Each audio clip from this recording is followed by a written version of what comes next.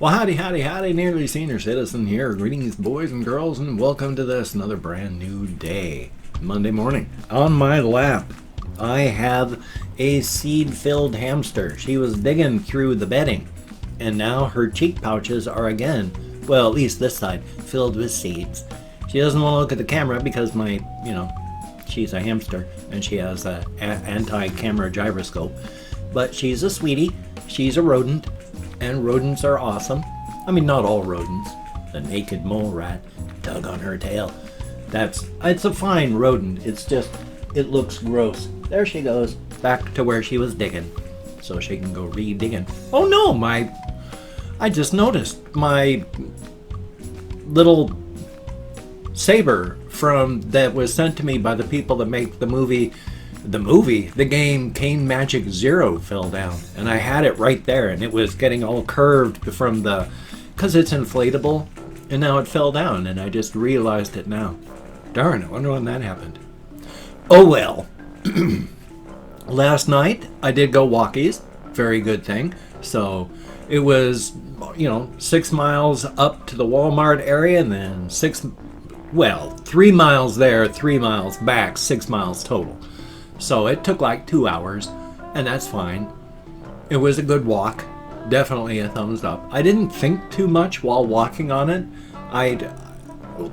Thinking while walking is rough because of my fibro and all that.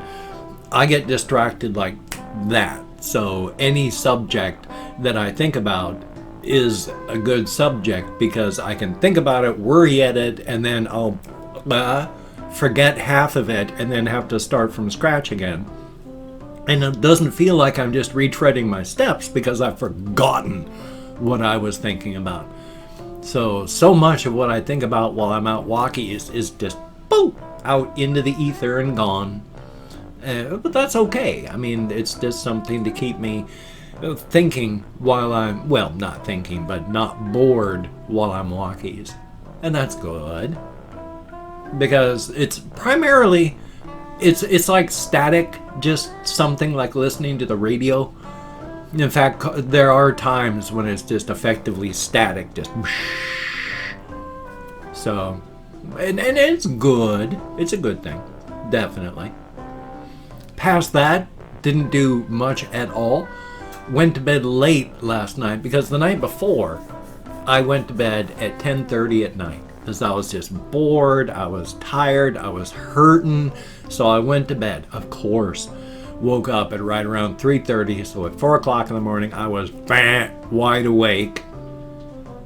So yesterday was fun. Got out of bed close to like 5, went and took a shower.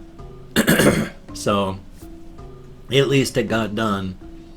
But I can't go to bed early. That's why it's so frustrating right now, because I'll be bored and sore and tired and just staying up to stay up. Not staying up because I'm enjoying myself, but just staying awake for no other reason than to just be awake. Because if I go to bed, I'll be awake at 3 o'clock in the morning and ready to start the day. And I can't do that because I'll wake up then, go to bed next time. It'll be midnight when I'm up and ready for the day. And if I want to even pretend to be semi-normal, I can't do that. So end of my days really suck because I'm just hurting really bad. I am bored because I can't sit comfortably, I can't stand comfortably, I can't lie down comfortably without going to sleep, and it's too early. So I'm hurting, I'm bored because by this time I've watched all the videos that are available to me for the stuff that I'm interested in at that time.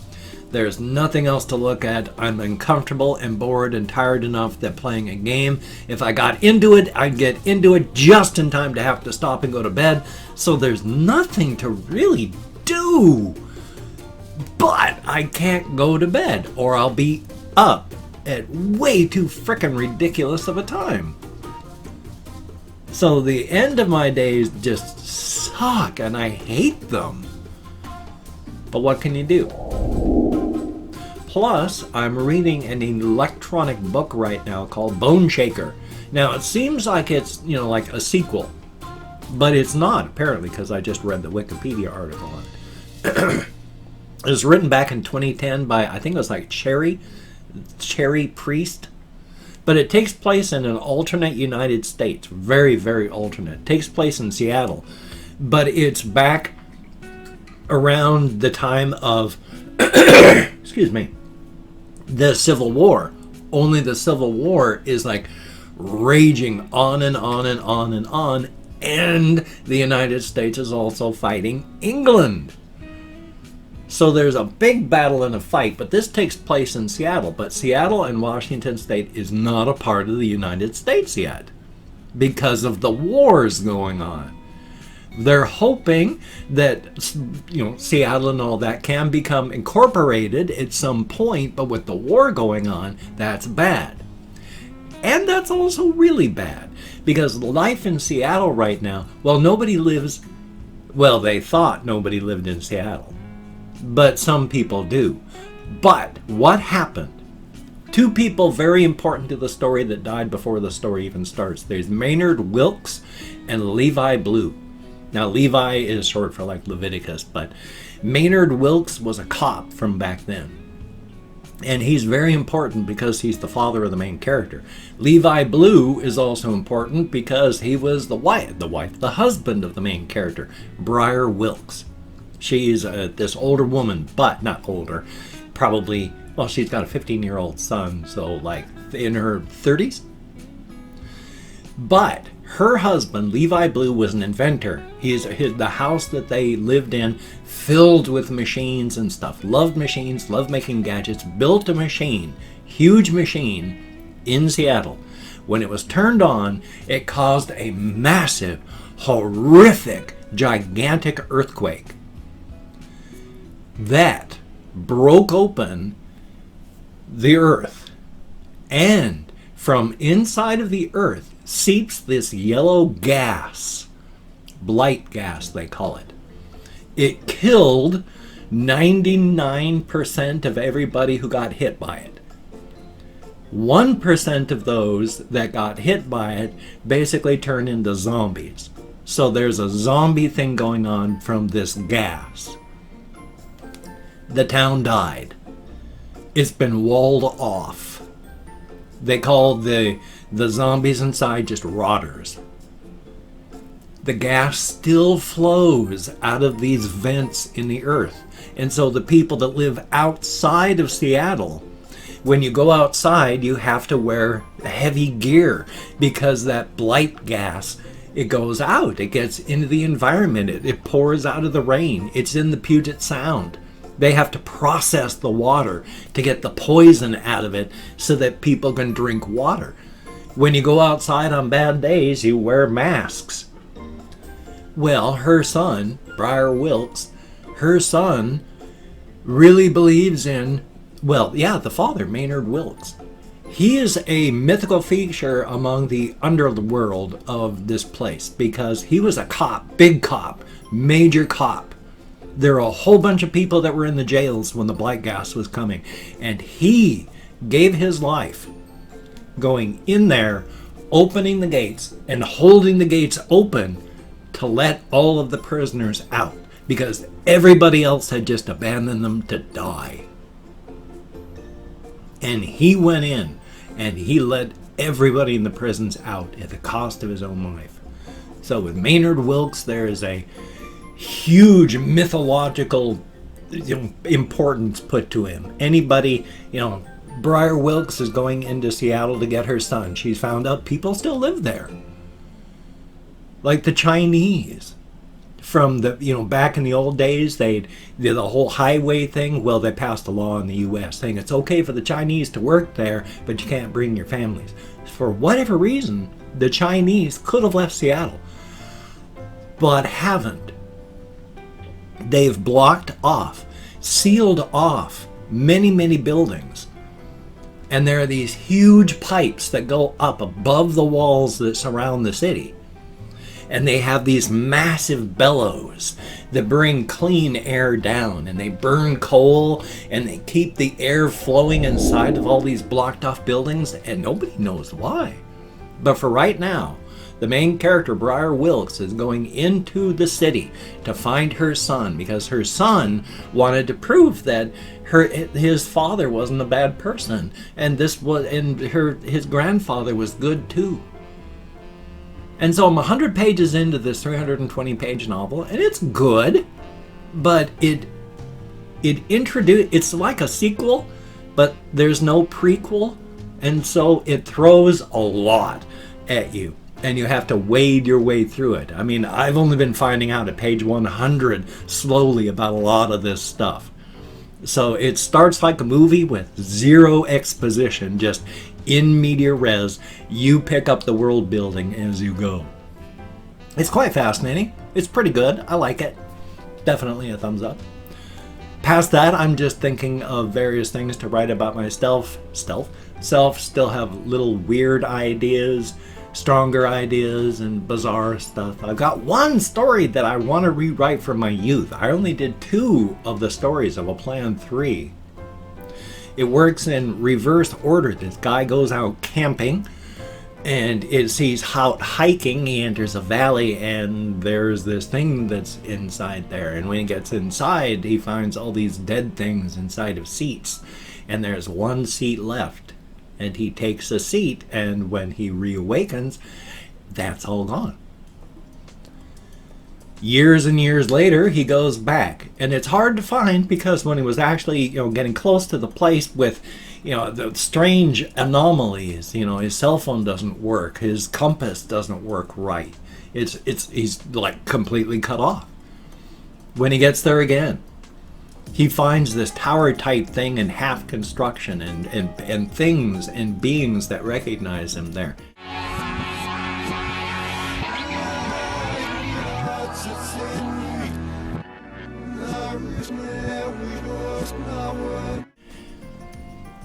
And he wakes up to that.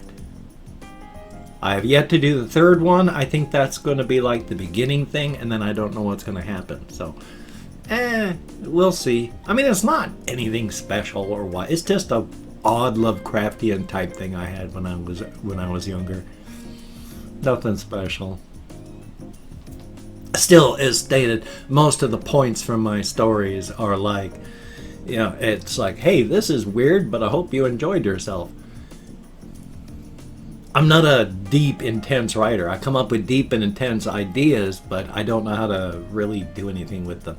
Because I've spent most of my life, like, drinking instead of practicing my skills. So, yay. Past that, I'm hoping it's going to be a good day. Yesterday was chilly. I had to wear my coat going out walkies again. So, undoubtedly, it's going to be a hot rest of the summer, because we've had really hot days out there. Thumbs up. And I just don't do well in heat. I've mentioned that before. Yesterday it got warm-ish in here. And when it gets warm in here, that's bad. It was before I could turn the box fan on in the window. Because when I get warm, I start to get sleepy. And when I get sleepy, I'm going to fall asleep soon. And when you're sleepy, you can't think properly. And so I can't think to myself, going from A to B to C to D logical points. When I'm in that state, it's like A to alpha to, M to, oh, look, a squirrel. So it's hard to be able to go, oh, I'm getting really sleepy. I need to go take a nap. No, it's like, I'm really sleepy. Oh, I'll just, yeah. So it's not good, as stated with my sleep apnea, not a good thing, but life is life. And then yesterday I forgot to do my whole spiel of, the Patreon and like and subscribe thing. I felt kind of weird about that, but hey, thumbs up for that. Anyway, though, I've opened up 24 hours worth of comments in my community tab, and I'm going to go through and thank 20 to 25 people for having left me a comment. I'm not reading the comments right now. I'm going to read them afterward, but thank you for having left me a comment. Good comment, bad comment, indifferent comment. And if I mispronounce the username, My sincere apologies. With my fibro and depression and more, you see, I got it all mixed up there. That's why. My brain. I'm an American English speaker. We're not good at pronouncing things. And with my fibro, depression, and insomnia, it is so hard to think. I need 8 hours of sleep, and I'm lucky if I get 4. So, yay. My sleep deficit is decades deep. Anyway, though, let me call it my Chrome.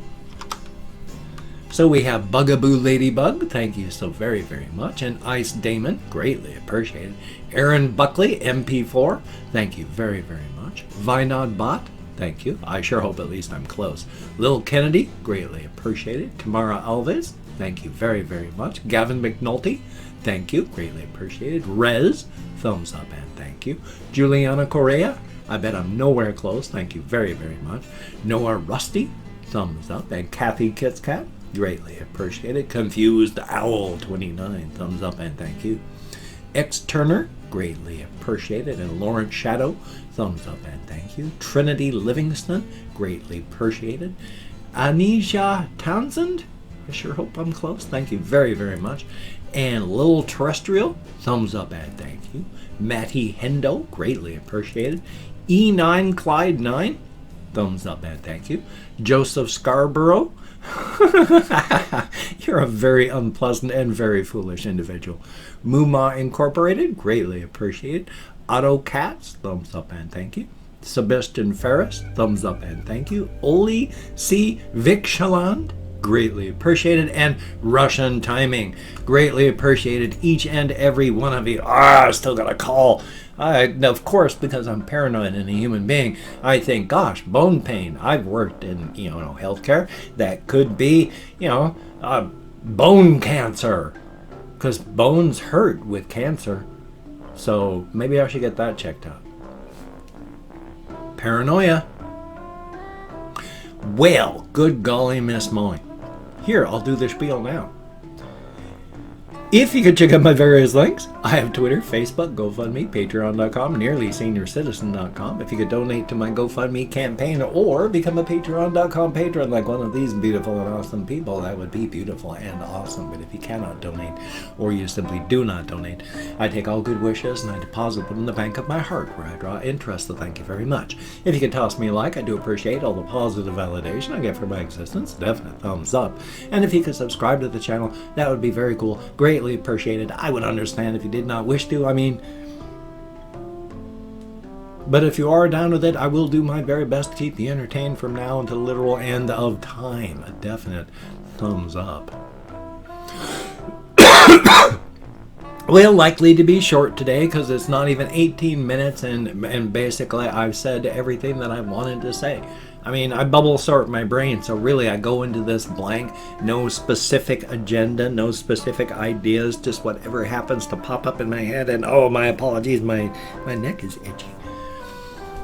It's nice to occasionally have an itch low down on my neck, because most of my neck and back and all that is just like numb spots, so being able to feel stuff is good. Usually it's very frustrating, because when my numb spots itch, there's nothing I can do to make it stop. There's a vague feeling of like it's an itch but not really an itch. It wants to be something. There's a sensation that needs some sort of thing to happen and I can't figure out what that feeling is. It's like, have you ever had that feeling, and I'm sure you have, when you're about to sneeze and your system's getting ready to sneeze and then you don't? How it feels like you go,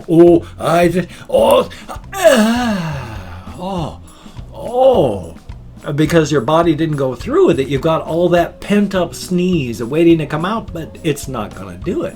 It feels like that, except not a sneeze. There's something that needs to happen. It needs to be scratched, but it doesn't acknowledge the scratching because the nerves aren't passing along the feeling of touch. And so I'm not getting anything out of doing that except a vague feeling of irritation from my skin that I'm doing something that it doesn't like. So it's extremely, extremely frustrating. But at least I get some feeling, so I mean, I guess that's good. I don't know if it's phantom feelings or what. I mean, I guess that kind of makes sense, but since I can't do anything. Oh, criminy. You take care. Have a great day today. I will see you on the flip side, and that, my friend, is a very good thing. I lost track of time.